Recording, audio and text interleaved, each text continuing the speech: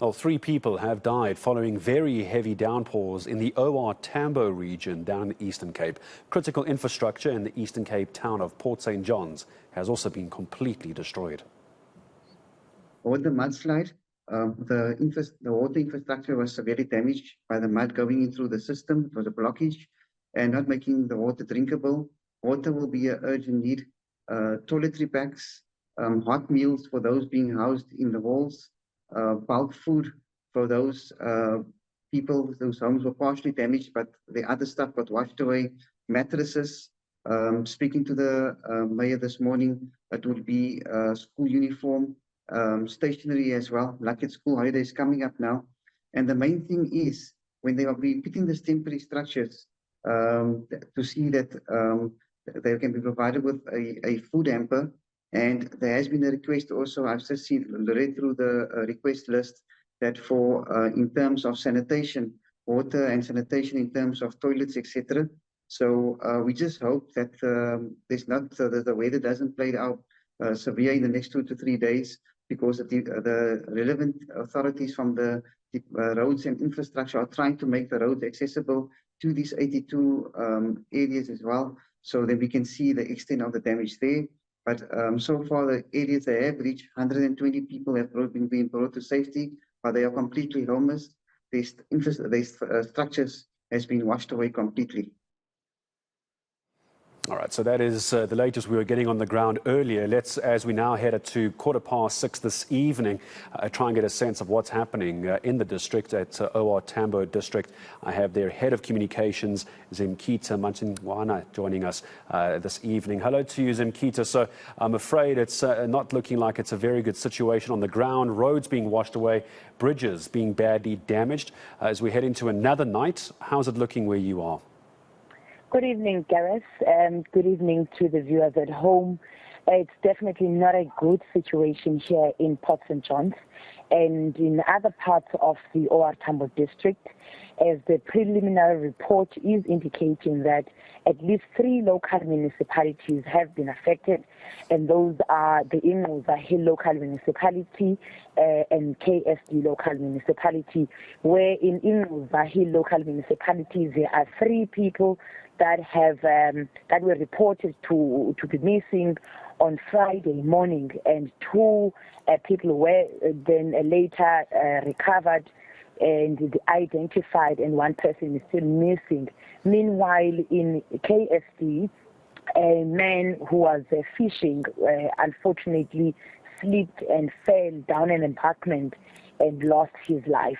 Here in Port St. John's, really the situation is not good at all, as the reports now that we have received are indicating that at least 10 bridges have been washed away and a couple of roads have also been damaged.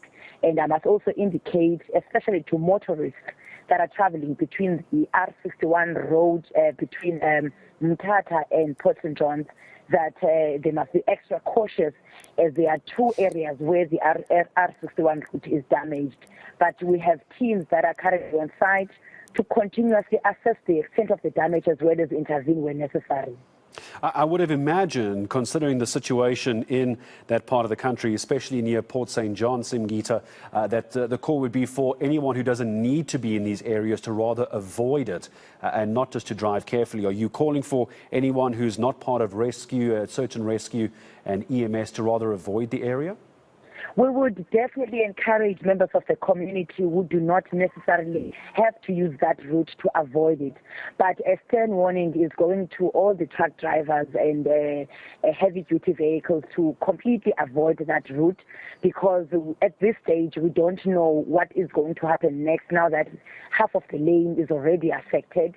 We are engaging various stakeholders that are going to advise us further, and tomorrow we are going to be meeting in a joint operations committee meeting where we are expecting SANRAL and the Department of Transport to provide further advice so that we take a proper decision. Otherwise, really a message that goes to everyone who needs to travel to that route is to avoid it and use alternative routes where they can.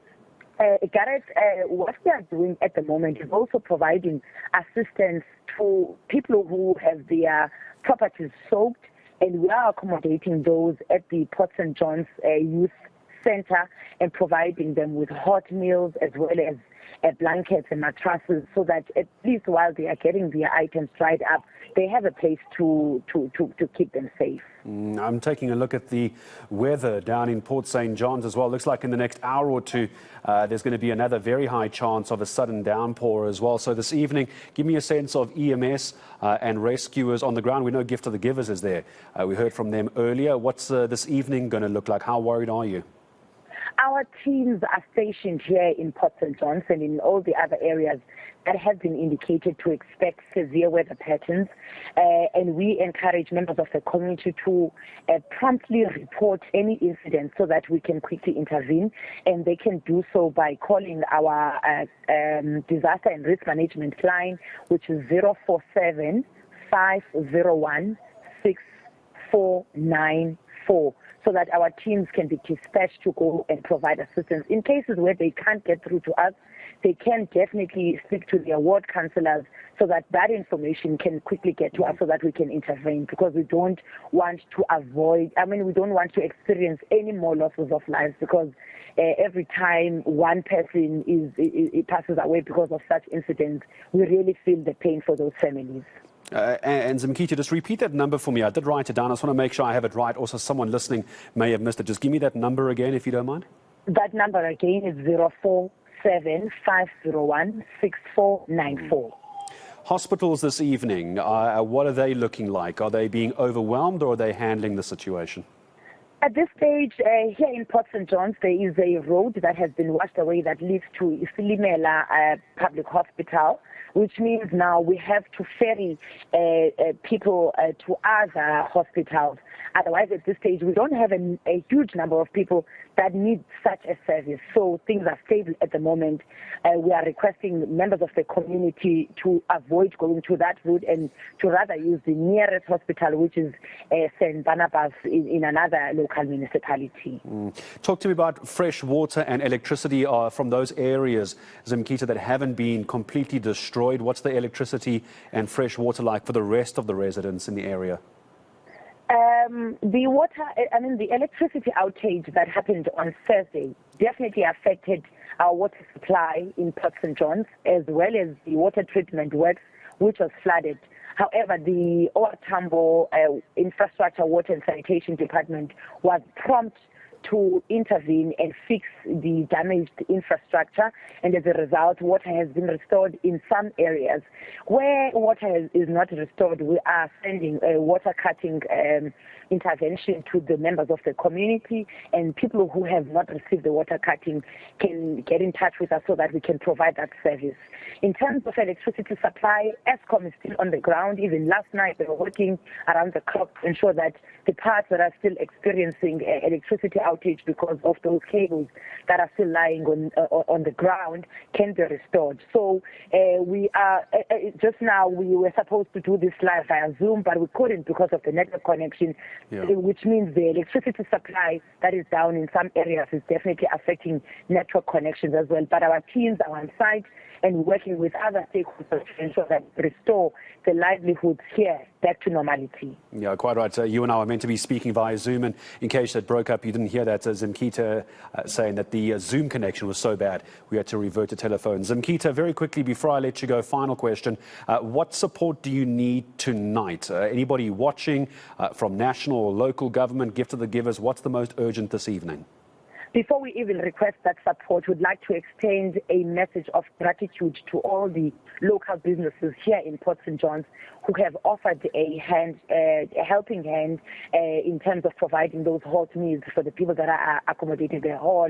But definitely we need clothes for young children. Anyone who has clothes that they are not using, those are welcome. We need furniture that is unused, because remember, the households that are soaked in water, some of the furniture that they are drying up now might never return to their normal state. So any non-governmental organization, any business person, anyone, any stakeholder that is willing to assist us can come forward and assist. We're very grateful that yesterday the Deputy Minister of Human Settlements was here in Port St. John's. Today the Premier was here to also see for themselves the amount of damage and go back to the drawing board and see how they are going to assist the members of the community here. Well, I appreciate you taking time to speak to us. I know how busy you are, and your teams on the ground, both provincial government and EMS and Gift of the Givers, everyone else this evening. All the very best to you down in Port St. John's and the other districts around that area. It seems like Port St. John's is the worst affected. 10 bridges washed away over a wide-ranging area of 3 districts as well. Let me just repeat that number in case you are concerned about loved ones, or perhaps you're in the area and you're able to watch this broadcast. You need any help at all, 047 501 6494. That's the number you can call if you need support down in the Eastern Cape near Port St. John's. It's 047 501 6494. All the best to the residents, EMS, and everyone on the ground this evening. I see more rain on the way around 8 o'clock this evening, another heavy downpour. Mostly clear for overnight, though, and tomorrow morning, and again tomorrow afternoon.